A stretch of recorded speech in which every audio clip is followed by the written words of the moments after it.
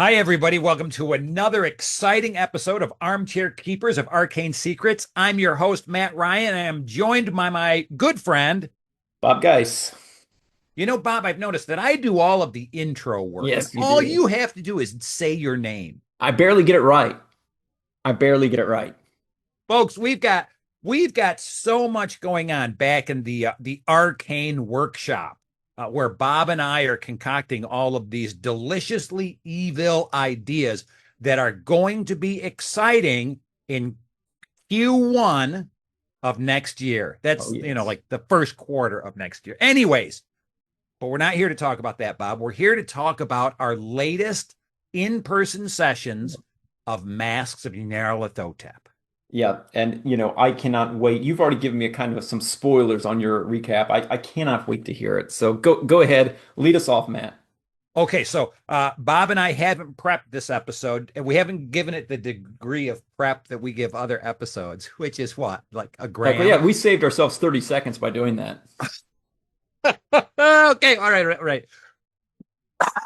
So this was our fifth session in Egypt, in Cairo, and our record had been four, or our pattern had been four sessions. This was the fifth, and really all of the rocks had been uncovered. Everybody knew what the score was. Now it was time to put our butts in the frying pan, right? So we've got so the session before, we lost an investigator when they were crushed by some mysterious creature in the tomb of Ibn Tulun. So now, so we that we the I had the stairwell that led to the secret basement collapse. So half of the party was trapped down below, and the other half was above. All right. And so I just tried to build the tension. Yeah. So Sure. there's this group, there's this group. They had this plan to concoct the Aqua Regia, which is this combined with space mead, which is this combination of science and magic that will dissolve the girdle of the mummy, Yeah, yep, yep. Nikotus. And I thought that was a pretty good plan, right? Uh so okay, that's kind of going on the side. We've got them buried going on the side. And then they finally get uncovered. They finally come out. They start to make their plans. Now hold on a second. They split the party. What numbers? Four below, Okay. three above. Okay. And then one of the ones below, Yeah, okay, so it's 3 and 3 now. three and three, and Elisha. And I have got to say, Elisha, I know this is true for you. Hmm. Elisha Isam is a wonderful backup character. Gosh, yes. Especially She, coming right into Cairo. It's amazing. yes, putting her in Cairo that was great stuff. Okay, so now so we've got Mitchell, my friend Mitchell is playing Elisha, and they're all together and they're figuring out what they're going to do. One of them has a spell book, and he's got spells to summon creatures, but he does not know what the creatures are. So he has got to spell something, I don't know, the corner creeper, summon the invisible stalker, maybe it's called. I can't Yeah. remember. But essentially, what it does is it summons a dimensional shambler, right? So I tell him the mechanics of casting a spell, and he gets it. Okay, so now the team breaks up again. Two of the members go to the police station to get the French lieutenant, who's a chemist, to make the chemical portion of the goo to dissolve the girdle. Another group, I can't remember what they're doing. They do something else. They're working with Kafur. Oh, because Kafur hands them a copy of Al Azif. Hey, you want a recipe for space mead? Here it is, baby. And Yulisha, you can read Arabic. And I'm going to teach you to spell like enchant the dust of Anubis, which will melt a mummy. So here I'm arming the players, right? I'm giving them Wow. spells and all this bullshit. But in the corner of the Shepherd's Hotel where they're staying, I've got a character that wants to summon. He wants to cast this spell. So I'm Nice. like, okay. So here's all the mechanics to casting the spell. It works. Here's the mechanics for the creature to hear you. It works. The creature shows, and I have the corner of the room kind of bubble in Yep. and out, right? And then as the corner of the room bubbles out, this carapist lobster creature kind of slithers through, right? I never call these creatures by name or No. anything. I describe parts of them. I talk about how they smell, and this one smelled like low tide. Uh, and we're on the East Coast, right? So everybody at my table knows what low tide smells like. And then it's time for the opposed power roll, and he fails it. And then I say, well, look, you can push it. You can push it. And he pushed it, and he fails it. The best. So we're all everybody there is wide-eyed. Everybody there is wide-eyed. Now, several months ago, at session number 4 or 5, I gave everybody a token. A token at the table that I said, if you sit in a different chair than you normally sit in, this is my Matt Ryan, the mixer. If you sit in a different chair than you normally sit in at the table, I will give you a special coin that you can roll at any time. You can use it any time to get a reroll. He still had his coin. All right. Pulls out his coin, puts it on the table. Some of us are standing watching this roll, and he fails. So the creature snaps him in half with a lobster. Boom! More damage than he's got hit points.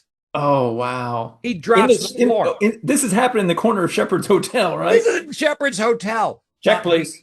The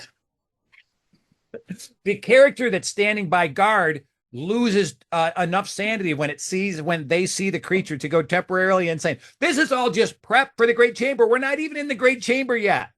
This is fantastic. So the lobster creature grabs the downed character by the leg and retreats into the corner and just disappears back into the dimensional whatever. That's with the slain beautiful. character. So Chef's I've got Salim, who is the Drogo man for Shepherds, as a backup character. I hand Salim out. Salim, we've already established, is Yulisha's cousin. Now it's time to go into the Great Chamber of Nyarlathotep, and we're almost over time at session. So I've got to hustle up the Great Chamber, right? I don't have a lot of time, but I've got that painting that I did. So I've got a painting of the Great Chamber that I pull out. I lay it down, and I remind them it's not a battle mat, but this will work enough. They sneak in, they dress up in cultist robes. They sneak in the side. They've got this whole plan, which immediately goes awry because while they're all like sneaking in the side door and climbing down and trying to get behind the altar where the high cultists are about ready to raise the mummy, and they've got dynamite that they're going to throw into the crowd, and they've got this goo that they manufactured, the space goop to dissolve the thing. They've got the sword of Akmala, which they've got all of the gear, right? They are ready for a showdown. One of the players, his character walks over and says, I sit on the throne of Nyarlathotep. Well, that's a choice. So we've already established that, right? Earlier in the game, the Nyarlathotep inhabits characters who sit on the throne, possesses them. So I say, okay, perfect. Make a power roll. And he rolls an extreme success. So this is the magic of the game, is all this shit just happens in my head and I get the idea. You stand up and you can point your palm like Iron Man. You've got a repulsor beam that comes out of your palm with a disintegration ray. And because you made an extreme success, you can point it at whoever you want. I figure Nyarlathotep's the god of chaos, right? What's he care how this ceremony goes? He never really got along with this ex-wife anyways. So the character melts Omar El Shakti immediately, just melts him, dissolves him. I'm like, great. The other characters don't really understand what is happening, so they're still going through with their plan. So they're climbing up the altar that this happens on is 25 feet in the air, right? So they're climbing up this altar and they're going up the stairs and they're fighting with cultists. I'm not even rolling. I'm not even rolling because we're over session time and I'm just letting them kind of succeed. And the disintegration ray is going. And they had a quick interview with Omar. So they already met Omar and the cat, right? The little cat. Yeah.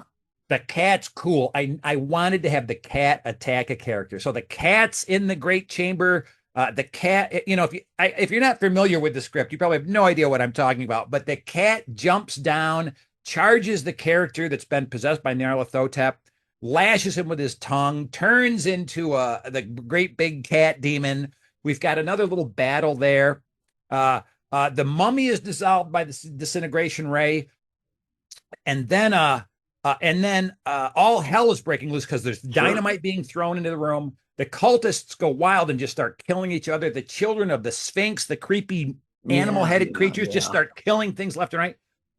So all of these creatures are coming up the only stairs to the smaller altar, and I say, okay, you can jump off the back of the altar. You can try to slide down. If you fail, you're going to take 3d6 damage, which is a Okay. lot. Yep. If you succeed, you'll take 2d6 damage, which I figure is probably survivable. And if you get a hard success, 1d6 Yeah. damage. It killed 2 characters. They just jumped and died. Oh Yes, my they God. were trying to slide down. That is that's I didn't expect that. Wow. I didn't either. So the cat demon killed a character. Many of the characters are unconscious with 0 hit points. So wait, you killed 4 characters? 3 because I killed one 2 weeks ago, Okay. and Okay. I didn't kill them. That their own dice killed them. That's They're right. rolling Right. We their don't kill own characters. damage. Characters' poor decisions and poor rolling kills characters. And then we were just shocked. I was shocked at such a body count, but That's impressive. they loved it. Yep.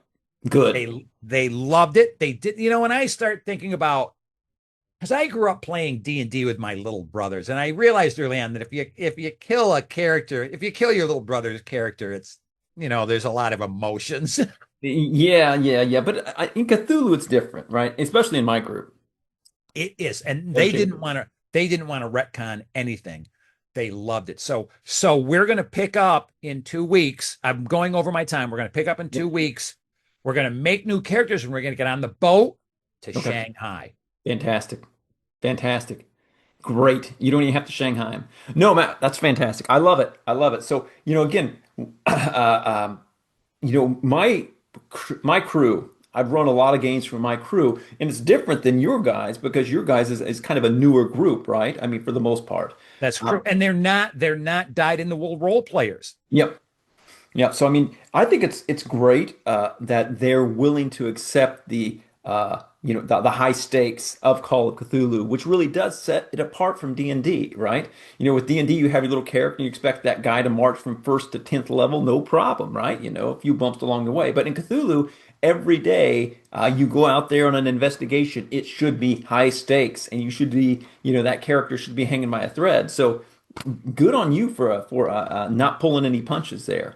I did not pull any punches. I will tell you straight up that I cannot compare to the excitement and dynamic aspects of your game. And But you're starting Cairo, but that's because that's you're right. starting Cairo. So let's hear about your first feat in Egypt. Yeah, so again, the cool thing about Cairo, and it's pointed out in Mask, is it really is the first exotic location that you go to, right? So it really does feel different. And I am very, I was very excited about that because I really wanted to, weave in those foreign aspects for my guys who are playing the game. So, we had the full crew, and we went Which into is 7. Full crew 7. yeah, it's yeah. So I mean, Beth, I don't know if Beth is tapped out, if she's coming back. She hasn't been back for several sessions. So, but we do have Sean who joined the group, if you recall. We had a large table, right? I have no more chairs. I have no more chairs at the table, so it's a problem. I'm gonna have to buy a new house, new game table. It's Oh something I'll no. do, Oh right? dear. So, but we set sail, and we did the boat things. They read some books, they got some more spells. My guys finally do have spells because, again, as your guys have spells, now my guys do. And I believe, and I don't, I can't recall, but I believe that they just rolled poorly because they do have to make a roll to get the spells. So they have spells, they don't know what they do, which is the marvelous thing about it, right? So, there was in one of the books, and I really love in Mask in the text, you're given alternate names for all these spells, so it's not anything we have to come up with on the fly. It's in the book, and some of these spell names are just so wicked that if I was a player, I would be drooling to get these spells and then cast it at an ill-advised time. But so my guys get to Egypt, and Matt, we haven't talked about Mahmoud enough. We have not talked I about. missed him in the text in my careful reading, my close reading of the text. So let me. I'm gonna spend some of my time on this on my recap talking about Mahmoud. Viewers, there is when you get to Cairo, because it is a foreign location, one of the things that it talks to you about is getting a dragoman, who's basically a guide, a local guide for Cairo who can speak the languages and is familiar with the sites. And they present you with several options. One is like this shifty kind of guy who basically rolls you in an alley, right? Didn't use him. I didn't use him. No, I never have used him either. And then there is Mahmoud, who is this 11-year-old kid who's an orphan in the streets. He has a great backstory where he was raised, by this wealthy nobleman, and lived in his gardens and kept out the riffraff. But now the wealthy landowner has died, and Mahmoud is out on the streets contemplating his future. And I've introduced Mahmoud in 3 of the 4 sessions that I've run. He has been a huge component. One session, he was adopted by one of the players and basically became his son. And after the campaign ended, all of and that character died, all of his wealth and everything was invested in Mahmoud. The next time in Cairo, some of the players died, and Mahmoud became a player character, an 11-year-old kid as a player character. And he is quite capable. He has some incredible dodge skills. He used to have like a 95 dodge. It was ridiculous. He was basically an evade tank. It was amazing. But no, so I introduced Mahmoud to the players, and of course they fell in love with him, and he is now their guide. And I cannot encourage all of the viewers who are thinking about running mass to Mahmoud. not miss out on Mahmoud. He is a game changer.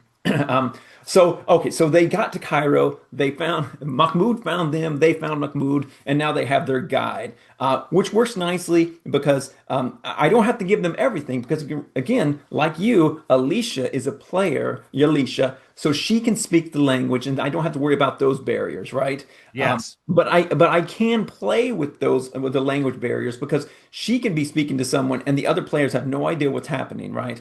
So it makes that fun. So again, there's specific things you do when you get to Cairo. You go back and you look at the documents and you begin your investigation there. Typically, I think that the like you go and you talk to Najir, and then he directs you to Warren Bassart, and then Warren Bassart directs you to Nuri of El Wasta, right? That's the path, right? My guys just totally eliminated talking to Najir at all. They didn't talk to him at all, and they went directly for Warren Bassart. Which there is a pathway for that. Yep, there is absolutely. Yeah. And Mahmoud it ran the interference and did that for them, right? And so then they did shopping and stuff, which I again hand waved for all of Right. that. Right. Yeah, I always do that too. Yes. Yeah. So they went and they talked to Warren Bassart, and that is an opportunity for me to hit play on a slide and do the audio and sit back as we have that wonderful H.P. Lovecraft Historical Society 10-minute talk of Warren Bassart going through his experience, which is amazing. And again, they were all my like this. players loved it. They were just standing there stunned with their mouths agape as Colin was desperately trying to write down everything. Even though I had the transcript, I didn't tell them I was going to hand them the transcript until later, but because I love seeing him like panic trying to capture all these notes. You are a cruel, cruel man. I am. So they got all that. Then they went, they got that. And really the key thing from that is Nuri of El Wasta, right? And so then I copied, I won't even lie, I copied off you completely and staged that the same way. They went to Nuri, and again, she has been terribly injured by a hunting horror, which I had, the players basically have flashbacks because of the injuries. They know how she got these injuries. And so there was a little bit of trepidation there. Then they talked to her son, and they communicated to her as best they could. And again, I did the whole thing where, it's like, Oh, I did the same. I did the same, except And I don't wear sleeves, so I had to like. yeah, so I went over there and creeped out one of my players by grabbing him with my arms and like dragging him over. They said, "What are you doing? What are you doing?" And pointing to the I basket, like the did the basket. same. I did the same. And so he was all freaked out. But then he went in there and they opened it up and it was like, ha.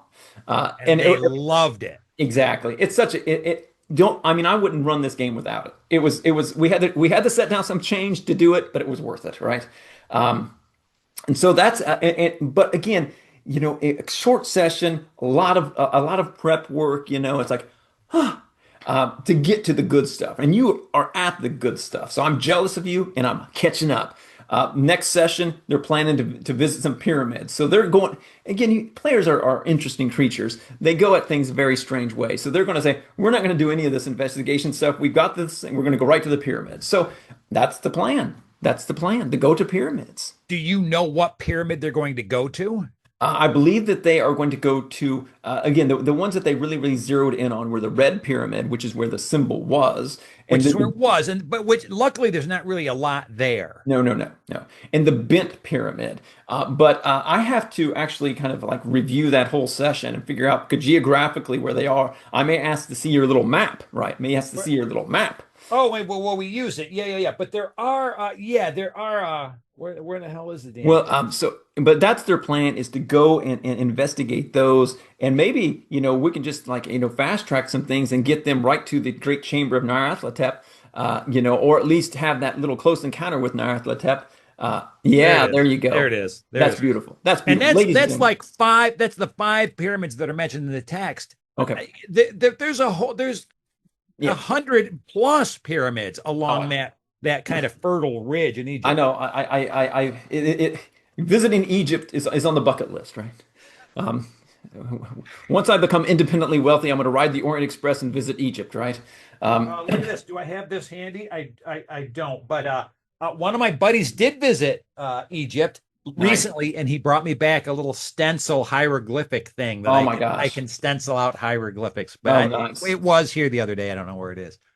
All right, so that's my recap, Matt, and we are nearing our Well, that's great stuff. Now, I don't think there's any reason why they couldn't go. I think that the Great Chamber of Nyarlathotep and Rising the Mummy, my experience of doing it just once, was that was way more climactic than talking with a god that is talking through another one of the yeah, characters.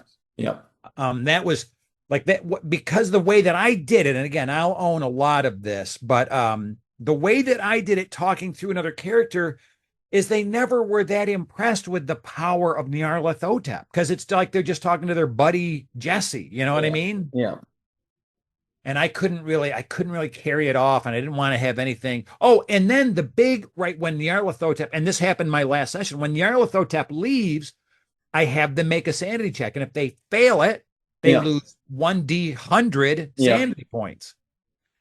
yeah, And you'd think that's but it didn't pan out in either case. yeah, The first guy lost two on a roll of a D100 on percentile die. He rolled a two. yeah. Ridiculous. Never fails. All right, so now going forward, I want to just talk a second about going forward. Yeah. We're heading into China. That means I've got 2 weeks of a lot of reading because I haven't read China yet. But we're gonna have my next session will be a good hour of making characters because my players aren't going to make characters on their own. So that'll be part of the session. We'll make some new characters and then we'll do all the bookkeeping because the characters that survived will advance. The books, even though the spellcaster disappeared into another dimension, the book didn't. Oh, great. So I've already got another player character has already picked up that book and they're going to want to be reading it. And the boat trip from Alexandria in Egypt to Shanghai is long. Hey, listen, I just had a thought. Yeah, Consider this. The next time a player dies, you should have that player that got sucked into another dimension get spit out and have that as a character. have him return. Yes. Just have him return. Have him spit back out, have him give him some Cthulhu mythos and amnesia about what happened. There it is, folks. Look at that. Did you see that? Did you see like the thought waves coming off of Bob? That's a stroke of brilliance. Stroke of brilliance. Because all of the character sheets stay with me. Yeah, so you got it. I would totally do that. No explanation. Bloop, here he is. Like, And give it to a different player. yes, yes, absolutely. Oh, you're a son of a bitch. Folks, we're at time. We've got some exciting stuff coming up that we'll be able to talk about soon. Bob and I have really got an evil plan where I don't want to say too much, but there's an exciting opportunity coming up. And we've got some really exciting special guests coming up. We do. We're as anyone that knows us, well, that knows me knows I'm bad with scheduling. Bob is the scheduler. So I don't know if this session will air before our next special guest section or if it's going to air after. Okay, so special guest, this session, special guest. So coming up, so this will air after the special guest. So well, let's just thank Mike Mason for being right. Mike Mason is our next episode after that you will see before this. So we're thanking him. You all have already seen that one. Time is shifting now. Really, Mike is the man, and I just want to thank Mike again. Thanks, Mike, for coming on. And our next special guest then is it will be Matthew Dawkins. Yes. From Onyx Path Publishing, but he does the Red Moon role playing, right? He's a guest GM there. Folks, thanks for tuning in. I'm very close to eating liver online here. Bob, 10 subscribers, and Matthew Ryan eating a giant beef liver. It'll be great. Make it happen. The whole thing or a bite? Whole thing. You just have to just we'll do it. You'll get it at the beginning of the episode and you just eat it throughout. Can I have it with onions? No, this is raw. It's a raw liver. Wait, stop. Hit like and subscribe, folks. Have a good week. We'll see you soon.